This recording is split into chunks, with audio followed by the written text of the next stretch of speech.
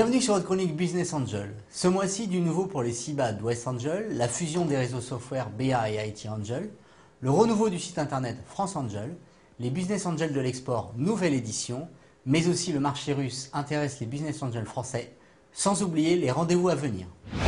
IT Angel, le plus gros réseau de Business Angel spécialisé IT en France, les réseaux software BA spécialisés dans le domaine de l'édition de logiciels et IT Angel, davantage axés sur les télécommunications, l'informatique et l'Internet, ont ainsi fusionné pour devenir un réseau unique dédié aux nouvelles technologies. Du nouveau pour les CIBA d'West Angels. West Angels Développement vient ainsi d'augmenter son capital social de 284 500 €.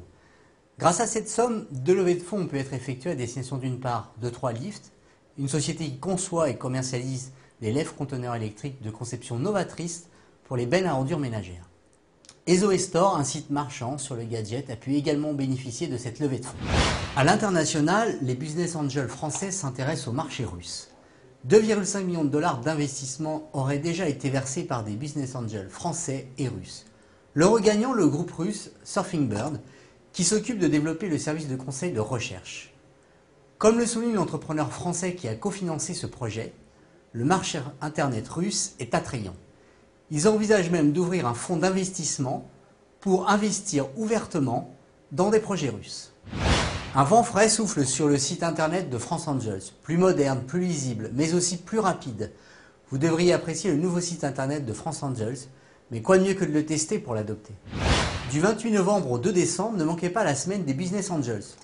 Une 6e édition organisée par France Angels qui a pour objectif de promouvoir en France l'activité des Business Angels, de présenter leur rôle et leur fonctionnement. En somme, un véritable outil de recrutement de nouveaux Business Angels. Ne tardez donc pas à vous inscrire en contactant Johanna Fauché ou Benjamin Bréhin aux adresses qui s'affichent sur votre écran. Lors de la 4e convention du commerce international et de la mobilité internationale, retrouvez les Business Angels de l'export. Le 13 mars 2012, au Palais Brognard, Business Angels et candidats pour lever des fonds se feront face. Le concept, une dizaine de PME-TPE sélectionnés sur dossier qui devront présenter leur projet en quelques minutes. Si vous aimez les challenges et que vous avez un projet à l'export, envoyez-nous votre dossier de candidature dès aujourd'hui à info@mondissimo.com. Les Business Angels sur France 4. Cette émission présentée par Patrice Boitfer propose la rencontre de Business Angels et de chefs d'entreprise avec des jeunes qui ont pour projet de monter leur propre structure. Après une sélection pour ses coachs jurés, seul un candidat bénéficiera d'une aide à la réalisation de son projet. Alors que le meilleur gagne. Avis aux entrepreneurs en herbe. Graines de Boss lance son appel à candidature pour le concours de création d'entreprise pour les étudiants et les jeunes entreprises. Dossier à faire parvenir avant le 31 octobre. Renseignements et inscriptions sur www.grainedeboss.fr. On se quitte avec une interview de Pierre Asselin de la société Carver, spécialisée dans les solutions d'accastillage, qui a participé au Business Angel de l'Export 2011. Merci de nous avoir suivis et bonne suite de programme sur news21.tv. Je m'appelle Pierre Asselin, je m'occupe des ventes et de la communication de Carver depuis fin 2006. Voilà, donc Carver, c'est une société qui a été créée en 2003 par 4 actionnaires principaux qui étaient amoureux de la mer, qui font du bateau autant en compétition que pour le loisir et le plaisir, et qui sont partis d'un constat assez simple finalement, c'est que la plaisance dans son ensemble, que ce soit les bateaux de course, les voiliers qu'on peut trouver dans tous les ports, le voilier en lui-même représente l'élégance, le charme, voilà, la classe un petit peu, et puis une certaine forme de liberté. Et un voilier, c'est généralement quelque chose d'acquis, c'est joli quoi, pour tout le monde. Et ce qui était étonnant, c'est que l'accastillage ne suivait pas le mouvement en fait. Une poulie jolie, ça n'existait pas, un mât qui avait un peu de grâce, ça n'existait pas non plus.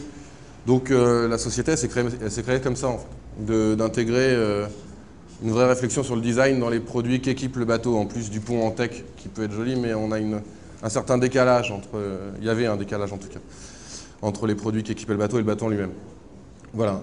De là est parti le développement, l'idée, le développement de Carver, et en fait ça s'est enchaîné très rapidement parce que le design recherché a entraîné aussi des exigences de la part des créateurs sur la performance des produits en fait. Donc, ce qui s'est passé, c'est qu'il y avait également peu de renouveau sur la performance des produits. On se retrouvait avec des bateaux qui partaient faire des tours du monde, pour l'exemple du Vendée Globe sur lequel on a eu un succès très rapide. Entre le Vendée Globe des années 1988-89 et le 2000, il y avait très peu de différence sur pourtant les pièces maîtresses, mais comme les systèmes d'enroulement de voile et les poulies en fait. Peu de gains de poids, enfin peu de gains de performance, etc. Donc on est arrivé avec une solution sur l'enroulement de voile et la friction en termes généraux, donc les poulies, les chariots, etc. En 2004, et on a été plébiscité par le vainqueur et le second, qui ont équipé leur bateau entièrement avec nos produits. Donc un an après la création de Carver. Et ce succès rapide a eu un bon écho, surtout à l'export en fait. En France aussi, mais beaucoup à l'export, puisque la régate côtière est beaucoup plus développée chez les anglo-saxons que chez les Français, où les Français c'est plus un mode aventurier. Donc un peu moins maintenant, mais c'était vraiment l'aventure que le grand public aimait. En Angleterre ou aux États-Unis, c'est un peu différent. En Nouvelle-Zélande, c'est pareil. C'est la régate entre trois bouées, c'est comme la Formule 1. C'est une recherche de la performance par l'optimisation du bateau avant l'optimisation du skipper. De là est venu leur intérêt pour du matériel innovant, léger, fiable, performant. Et dès 2004, on a équipé 7 syndicats de la Coupe de l'Amérique, de la 32e, et on équipait les 2 challengers de la 33e qui s'est déroulée l'année dernière, donc Alinghi et Oracle, avec nos produits. Voilà, donc ça c'est pour le développement course. Le constat, pour revenir à l'export, c'est que quand je suis rentré dans la société, on n'avait que des clients courses ou presque, et très peu en fait de distribution globale sur le marché de la plaisance, que ce soit à l'export ou en France. Et le problème avec la course à la voile, c'est que c'est justement pas comme le circuit de Formule 1, c'est que c'est très saisonnier. On est très soumis à la crise, par exemple, ou à la conjoncture économique. S'il n'y a pas de sponsor, il n'y a pas de course. Et donc il n'y a pas d'argent et il n'y a pas de produits de vendus au bateau.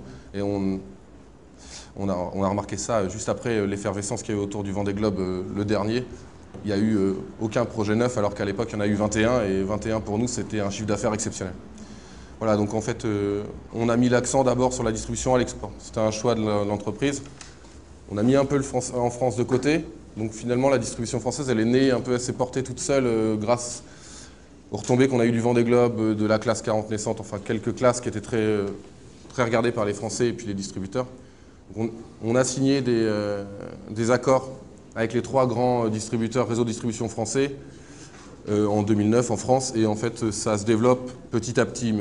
Dans la partie commerciale, j'étais tout seul au début, maintenant on est 3, j'espère 4 à la fin de l'année, et j'ai vraiment mis l'accent sur l'export. Donc on a développé très fortement le marché anglais, et en parallèle de l'effort général sur les États-Unis, on a lancé 2 missions en Italie et en Espagne, et l'Italie et en Espagne sont en passe de rejoindre l'Angleterre en termes de chiffre d'affaires.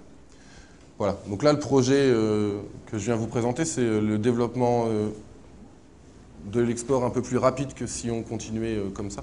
Parce que là on a besoin de financement parce que nos stocks coûtent assez cher, parce que comme on fait que du matériel haut de gamme, on travaille qu'avec des matériaux haut de gamme, titane, carbone. Pour une petite structure, c'est assez difficile, parce que si on veut économiser un petit peu sur les produits, il faut qu'on en achète en grande quantité.